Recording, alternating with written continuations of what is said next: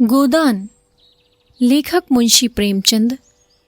कथावाचक सोनम। अध्याय 19। मिर्जा खुर्शीद का अहाता क्लब भी है, कचहरी भी, अखाड़ा भी। दिन भर जमघट लगा रहता है। मोहल्ले में अखाड़े के लिए कहीं जगह नहीं मिलती थी। मिर्जा ने एक छप्पर डलवाकर अखाड़ा बनवा दिया है। वहां नित्य 150 लड़के आ जुटते हैं। मिर्जा जी भी उनके साथ जोर करते हैं। मोहल्ले की पंचायतें भी यहीं होती हैं। मियाँ बीबी, सास बहू और भाई भाई के झगड़े टंटे यहीं चुकाए जाते हैं। मोहल्ले के सामाजिक जीवन का यही केंद्र है और राजनीतिक आंदोलन का भी। आए दिन सभाएं होती रहती हैं। यहीं स्वयं सेवक टिकते हैं, यहीं उनके प्रोग्राम बनते हैं, यहीं से नगर का राजनीतिक संचालन होता है। पिछले जलसे में मालती नगर कांग्रेस कमेटी की सभा नेत्री चुन ली गई थी और तब से इस स्थान की रौनक और भी बढ़ गई है। गोबर को यहाँ रहते साल भर हो गया। अब वो सीधा साधा ग्रामीण युवक नहीं है। उसने बहुत कुछ दुनिया देख ली है और संसार का रंग ढंग भी कुछ कुछ समझने लगा है। मूल में वो अब भी देहाती है। पैसे को दांत से पकड़ता है, स्वार्थ को कभी नहीं छोड़ता और परिश्रम से जी नहीं चुराता, ना कभी हिम्मत हारता है। लेकिन शहर की हवा उसे भी लग गई है। उसने पहले महीने तो केवल मजूरी की ओर आधा पेट खाकर थोड़े से रुपए बचा लिए। फिर वो कचालू, मटर और दही बड़े के खोंचे लगाने लगा। इधर ज्यादा लाभ देखा तो नौकरी छोड़ दी। गर्मियों में शरबत और बर्फ की दुकान भी खोल दी थी। लेन देन में खरा था, इसलिए उसकी साख जम गई। जाड़े आए तो उसने शरबत की दुकान उठा दी और गर्म चाय पिलाने लगा। अब उसकी रोजाना आमदनी 2.5-3 रुपए से कम नहीं। उसने अंग्रेजी फैशन के बाल कटवा लिए हैं, महीन धोती और पंप शू पहनता है। एक लाल ऊनी चादर खरीद ली और 5 सिगरेट का शौकीन हो गया है। सभाओं में आने जाने से उसे कुछ कुछ राजनीतिज्ञ ज्ञान भी हो चला है। राष्ट्र और वर्ग का अर्थ समझने लगा है। सामाजिक रूढ़ियों की प्रतिष्ठा और लोक निंदा का भय अब उसमें बहुत कम रह गया है। आए दिन की पंचायतों ने उसे निसंकोच बना दिया है। जिस बात के पीछे वो यहाँ घर से दूर मुंह छुपाए पड़ा हुआ है, उसी तरह की, बल्कि उससे भी कहीं निंदास्पद बातें यहाँ नित्य हुआ करती हैं और कोई भागता नहीं। फिर वो क्यों इतना डरे और मुंह चुराए? इतने दिनों में उसने 1 पैसा भी घर नहीं भेजा। वो माता पिता को रुपए पैसे के मामले में इतना चतुर नहीं समझता। वे लोग तो रुपए पाते ही आकाश में उड़ने लगेंगे। दादा को तुरंत गया करने की और अम्मा को गहने बनवाने की धुन सवार हो जाएगी। ऐसे स्वार्थ के कामों के लिए उसके पास रुपए नहीं है। अब वो छोटा मोटा महाजन है। पड़ोस के इक्के वालों, गाड़ी वालों और धोबियों को सूद पर रुपए उधार देता है। इन 10-11 महीने में ही उसने अपनी मेहनत, किफायत और पुरुषार्थ से अपना स्थान बना लिया है और अब झुनिया को यहीं लाकर रखने की बात सोच रहा है। तीसरे पहर का समय है। वो सड़क के नल पर नहाकर आया है और शाम के लिए आलू उबाल रहा है कि मिर्जा खुर्शीद आकर द्वार पर खड़े हो गए।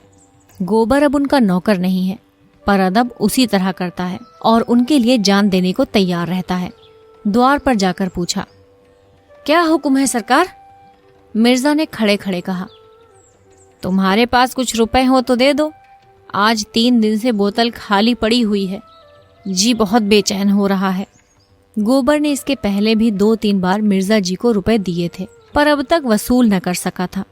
तकाजा करते डरता था और मिर्जा जी रुपए लेकर देना न जानते थे।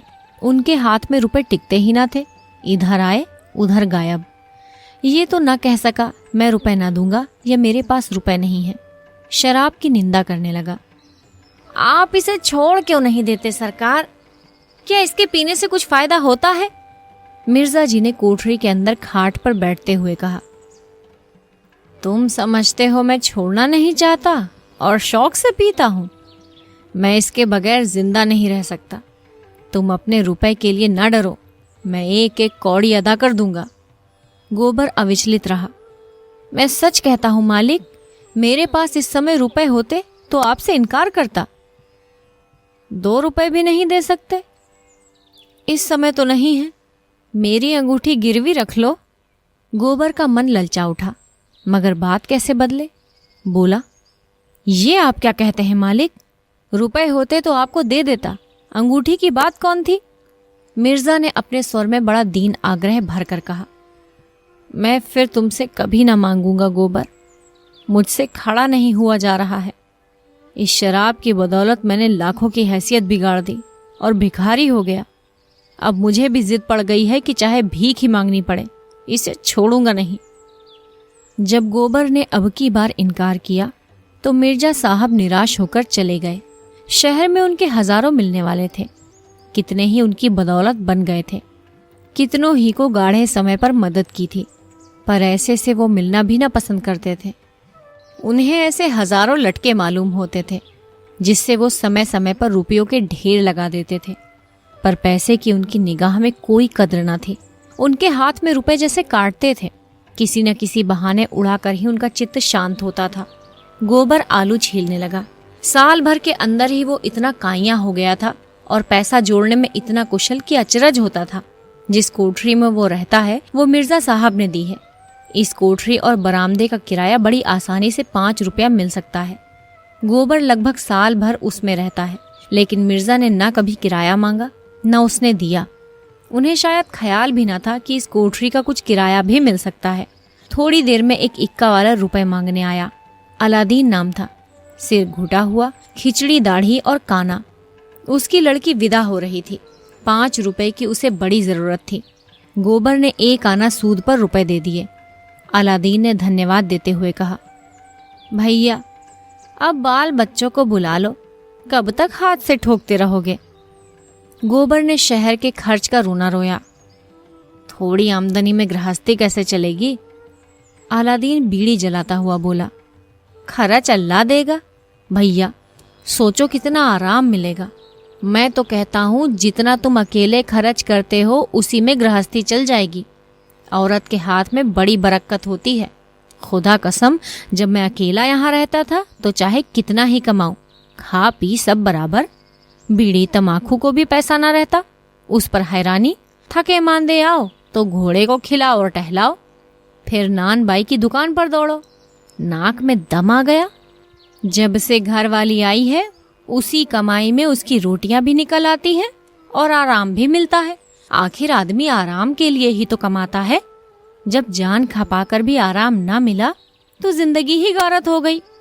मैं तो कहता हूँ तुम्हारी कमाई बढ़ जाएगी भैया। जितनी देर में आलू और मटर उबालते हो उतनी देर में 2-4 प्याले चाय बेच लोगे। अब चाय 12 मास चलती है। रात को लेटोगे तो घरवाली पांव दबाएगी, सारी थकान मिट जाएगी। ये बात गोबर के मन में बैठ गई। जी उचाट हो गया। अब तो वो झुनिया को लाकर ही रहेगा। आलू चूल्हे पर चढ़े रह गए और उसने घर चलने की तैयारी कर दी, मगर याद आया कि होली आ रही है, इसलिए होली का सामान भी लेता चले। कृपण लोगों में उत्सवों पर दिल खोलकर खर्च करने की जो एक प्रवृत्ति होती है वो उसमें भी सजग हो गई। आखिर इसी दिन के लिए तो कौड़ी कौड़ी जोड़ रहा था। वो माँ, बहनों और झुनिया के लिए एक एक जोड़ी साड़ी ले जाएगा, होरी के लिए एक धोती और एक चादर, सोना के लिए तेल की शीशी ले जाएगा और एक जोड़ा चप्पल, रूपा के लिए जापानी चूड़ियाँ और झुनिया के लिए एक पिटारी जिसमें तेल, सिंदूर और आईना होगा। बच्चे के लिए टोप और फ्रॉक जो बाजार में बना बनाया मिलता है। उसने रुपए निकाले और बाजार चला। दोपहर तक सारी चीजें आ गई, बिस्तर भी बंध गया। मोहल्ले वालों को खबर हो गई गोबर जा रहा है। कई मर्द औरतें उसे विदा करने आए। गोबर ने उन्हें अपना घर सौंपते हुए कहा, तुम ही लोगों पर छोड़े जाता हूँ। भगवान ने चाहा तो होली के दूसरे दिन लौटूंगा। एक युवती ने मुस्कुराकर कहा, मेहरिया को लिए बिना ना आना, नहीं तो घर में न घुसने पाओगे। दूसरी प्रौढ़ ने शिक्षा दी, हाँ और क्या, बहुत दिनों तक चूल्हा फूंक चुके, ठिकाने से रोटी तो मिलेगी। गोबर ने सबको राम राम किया। हिंदू भी थे, मुसलमान भी थे, सभी में मित्र भाव था। सब एक दूसरे के दुख दर्द के साथी। रोजा रखने वाले रोजा रखते थे, एकादशी रखने वाले एकादशी। कभी कभी विनोद भाव से एक दूसरे पर छींटे भी उड़ा लेते थे। गोबर अलादीन की नमाज को उठा बैठी कहता। अलादीन पीपल के नीचे स्थापित सैकड़ों छोटे बड़े शिवलिंग के बटखरे बनाता, लेकिन सांप्रदायिक द्वेष का नाम भी ना था। गोबर घर जा रहा है, सब उसे हंसी खुशी विदा करना चाहते हैं। इतने में भूरे इक्का लेकर आ गया। अभी दिन भर का धावा मार कर आया है। खबर मिली गोबर घर जा रहा है। वैसे ही इक्का इधर फेर दिया। घोड़े ने आपत्ति की। उसने कई चाबुक लगाए। गोबर ने एक्के पर सामान रखा। एक्का बढ़ा, पहुंचाने वाले गली के मोड़ तक पहुंचाने आए। तब गोबर ने सबको राम राम किया और एक्के पर बैठ गया। सड़क पर एक्का सरपट दौड़ा जा रहा था। गोबर घर जाने की खुशी में मस्त था। भूरे उसे घर पहुंचाने की खुशी में मस्त था और घोड़ा चला जा रहा था। बात की बात में स्टेशन आ गया। गोबर ने प्रसन्न होकर 1 रुपया कमर से निकालकर भूरे की तरफ बढ़ाकर कहा, लो, घरवाली के लिए मिठाई लेते जाना। भूरे ने कृतज्ञता भरे तिरस्कार से उसकी ओर देखा। तुम मुझे गैर समझते हो भैया। एक दिन जरा एक्के पर बैठ गए तो मैं तुमसे इनाम लूंगा। जहां तुम्हारा पसीना गिरे वहां खून गिराने को तैयार हूं। इतना छोटा दिल नहीं पाया है, और ले भी लूं तो घरवाली मुझे जीता छोड़ेगी। गोबर ने फिर कुछ न कहा। लज्जित होकर अपना असबाब उतारा और टिकट लेने चल दिया। गोदान, लेखक मुंशी प्रेमचंद, कथावाचक सोनम। अध्याय 19।